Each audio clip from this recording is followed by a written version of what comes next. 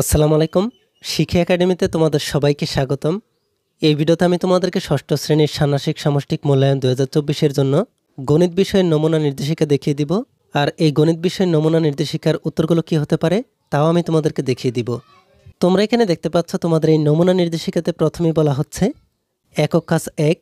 এই একক কাজ 1-এ বলা হচ্ছে নিচের সমস্যাগুলো সমাধান করো, সংখ্যা রেখা ব্যবহার না করে যোগ করো।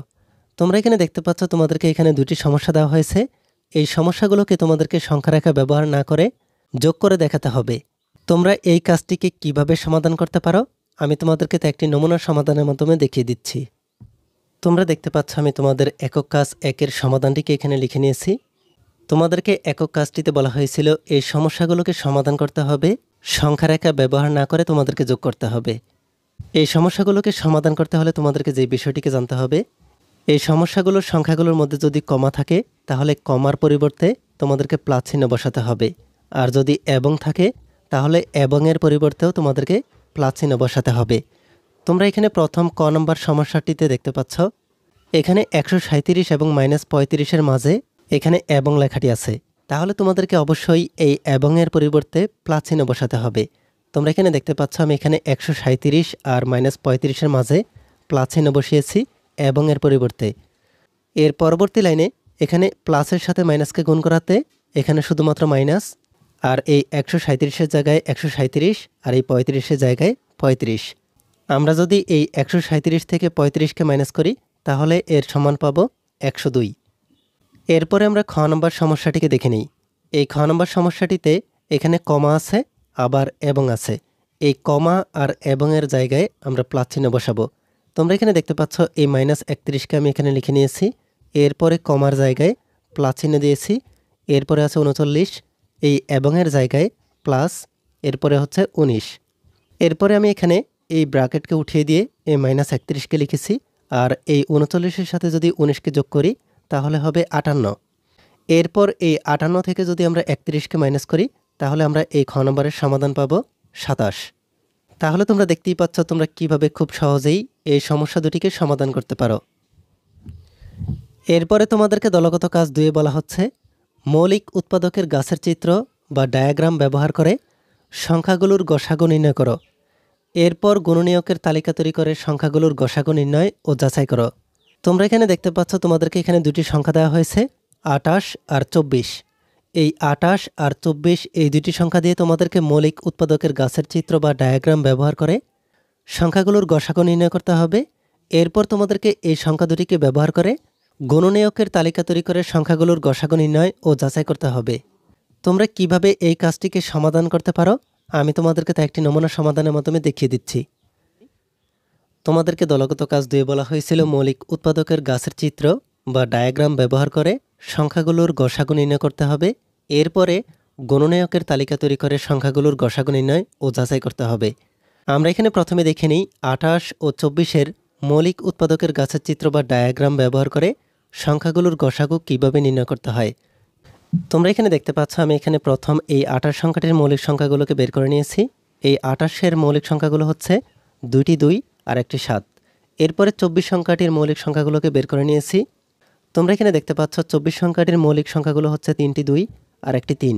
এখন আমাদেরকে এই 28 আর 24-এর মধ্যে থেকে গসাগু নির্ণয় করতে হবে। তোমরা দেখতে পাচ্ছ এখানে এই 2-এর সাথে এই 2-এর মিল রয়েছে, এরপরে এই 2-এর সাথে এই 2-এর মিল রয়েছে, তাই আমরা এখানে নির্ণয় গসাগু লিখে এই 2-এর সাথে 2-কে গুণ করেছি, 2 দুগুণে হচ্ছে 4, আর এই 4 হচ্ছে আমাদের এই 28 আর 24-এর নির্ণয় গসাগু। এরপর আমরা দেখে নিই গুণনীয়কের তালিকা তৈরি করে সংখ্যাগুলো থেকে কিভাবে গসাগু নির্ণয় করতে হয় আর যাচাই করতে হয়। তোমরা এখানে দেখতে পাচ্ছ আমি এই গুণনীয়কের তালিকাগুলোকে বের করে নিয়েছি। প্রথমে 28 সংখ্যাটির গুণনীয়ক বের করে নিয়েছি।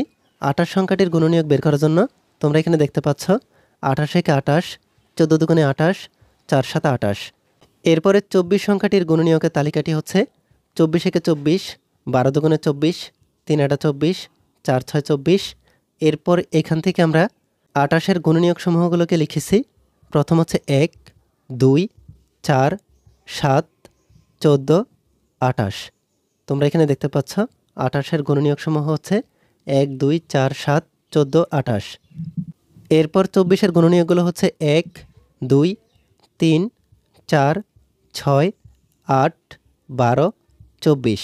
তোমরা এখানে দেখতে পাচ্ছ আমি এখানে লিখে নিয়েছি 24-এর গুণনীয়ক সমূহ হচ্ছে 1, 2, 3, 4, 6, 8, 12, 24। তোমরা এই 28 আর 24-এর গুণনীয়ক সমূহগুলোকে ভালোভাবে লক্ষ্য করলে দেখতে পাবে এখানে 1-এর সাথে এই 1-এর মিল রয়েছে, এরপরে 2-এর সাথে 2-এর মিল রয়েছে, এরপরে এই 4-এর সাথে এই 4-এর মিল রয়েছে। আমরা এখানে সবচেয়ে বড় যে সংখ্যাটি আছে এই সংখ্যাটিকে বেছে নেব। তাহলে তোমরা দেখতে পাচ্ছ এখানে 4 সংখ্যাটি হচ্ছে সবচেয়ে বড় সংখ্যা, তাই আমি এখানে লিখে নিয়েছি এখানে 28 আর 24-এর গসাগু হচ্ছে 4।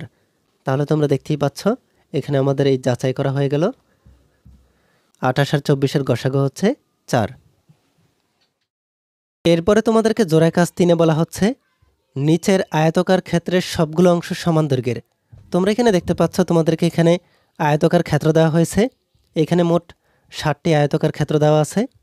এই 60টি আয়তকার ক্ষেত্রের মধ্যে 2টি রং হচ্ছে সবুজ আর বাকি যে 5টি রং এই 5টি রং হচ্ছে হলুদ রঙের। আর এখানে প্রত্যেকটি আয়তকার ক্ষেত্রের সবগুলো অংশের সমান দৈর্ঘ্য। এই আয়তকার ক্ষেত্রগুলো থেকে তোমাদেরকে বলা হচ্ছে সবুজ রং করা অংশ এবং হলুদ রং করা অংশের দৈর্ঘ্যের অনুপাত বের করতে হবে। তোমাদেরকে এখানে ফাঁকা করে দেওয়া হয়েছে। এরপরে তোমাদেরকে বলা হচ্ছে হলুদ রং করা অংশের এবং সবুজ রং করা অংশের দৈর্ঘ্যের অনুপাত বের করতে হবে। এরপরে তোমাদেরকে সবুজ রং করা অংশ এবং সম্পূর্ণ আয়তকার ক্ষেত্রের দৈর্ঘ্যের অনুপাত বের করতে হবে।